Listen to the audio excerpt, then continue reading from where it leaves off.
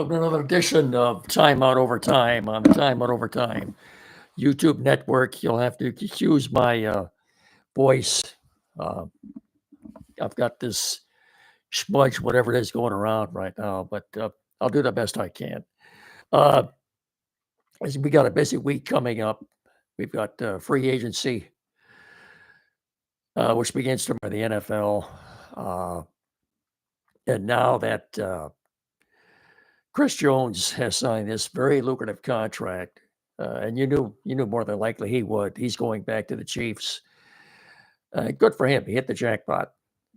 So essentially, that leaves just one big-time free agent interior lineman, and that would be Christian Wilkins of the Miami Dolphins. There was a report that came out, about an hour ago from ESPN, claiming that the two teams in the running for Wilkins would be the Texans and the Lions. Gosh. Wilkins, obviously, after seeing what Chris Jones got, is going to also want to get paid. Now, you're looking at something in the area, I would think, maybe of, 22 million for 4? Yeah, that's just a guess, but it's hard to fathom the Lions spending that kind of money. But would he make a difference? You bet he would. Put him in there in the interior of that defensive line, put him down next to Lee McNeil.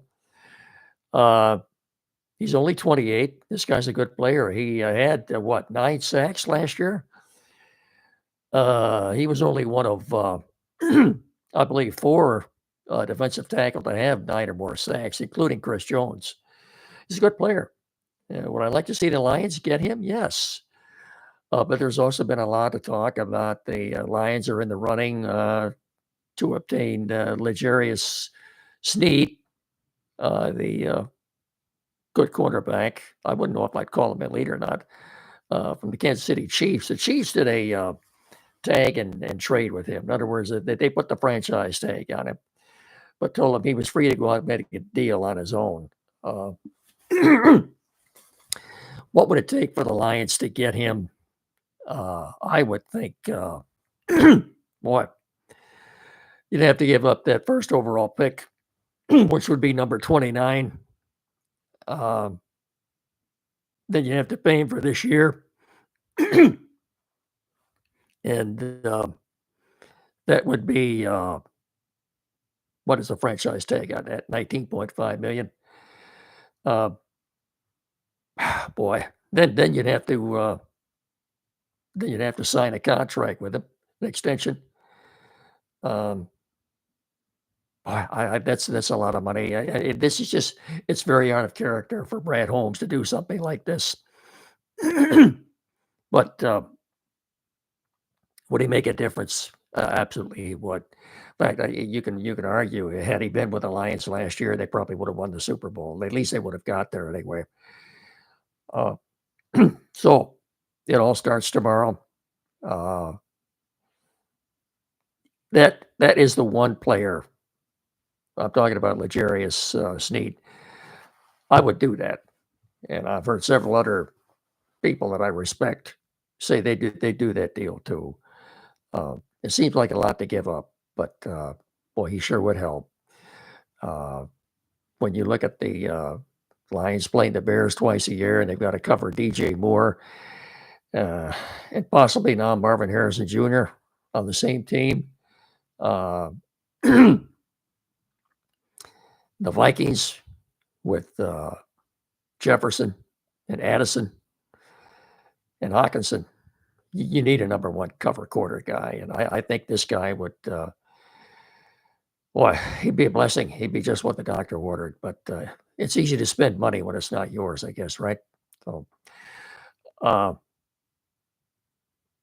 tomorrow at noon, I believe, starts the legal tampering negotiating period. And if ever there were an oxymoron, I guess that would be it. Legal tampering. You can start negotiating with any player tomorrow at noon. And you can't sign anyone until 1 o'clock Wednesday, I think that's the 13th. Yeah. So, um, what would you want to see the Lions do? Ask yourself this question. To me, I think if they brought in Snead, either Snead or Wilkins, it would be a huge upgrade on a defense. It certainly needs a better pass rush. That they needed a good outside corner cover, some guy that you can stick on the other team's best receiver one-on-one.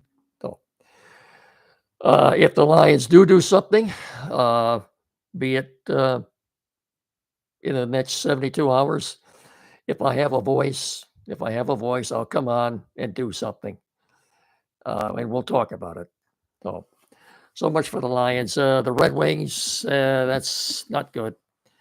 They lost their fifth in a row last night to Las Vegas, and they hadn't been playing very well. Before that, they lost to a team in Phoenix that hadn't won a home game in almost 2 months. Red Wings they don't look like a playoff team right now. And would you really want to see them make the playoffs and get in as a wild card and face either Boston or Florida in the first round and get blown out in 4 games?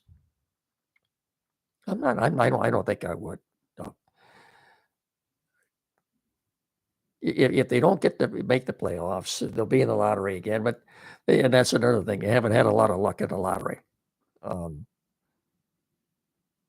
lot of people think it's rigged, like the NBA. Anyway, so currently they've won 74 points. They're 2 points ahead of the Islanders.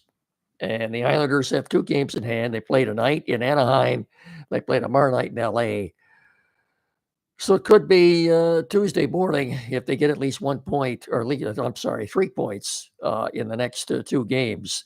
The Wings could find themselves on the outside looking in as far as the playoffs go. Tigers did win today down in Florida in Port St. Lucie. They beat the Mets 3-2. Ty Madden, I thought, looked pretty good.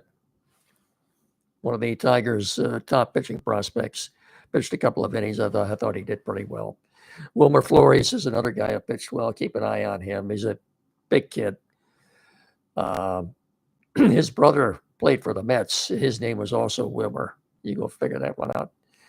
They were talking about it today on the Mets broadcast. The game was on SNY out of New York. What else have we got here? Red Wings, Tigers, Lions. I think that's about it. I'm going to have to cut it short again today, folks. I'm sorry. The voice is it is what it is. Hopefully one of these days when I come back on, I'll be able to talk so you can understand what I'm saying. But if the Lions do something within the next 72 hours, I'll come on and do a show, and we'll talk about it, analyze it, break it down. So until then, don't forget the Timeout Show every Saturday morning on WCSR 92.1 from 9 to 10. And hopefully I'll be with you again sometime this week if I have a voice. So until then, so long and take care, everybody. Bye-bye.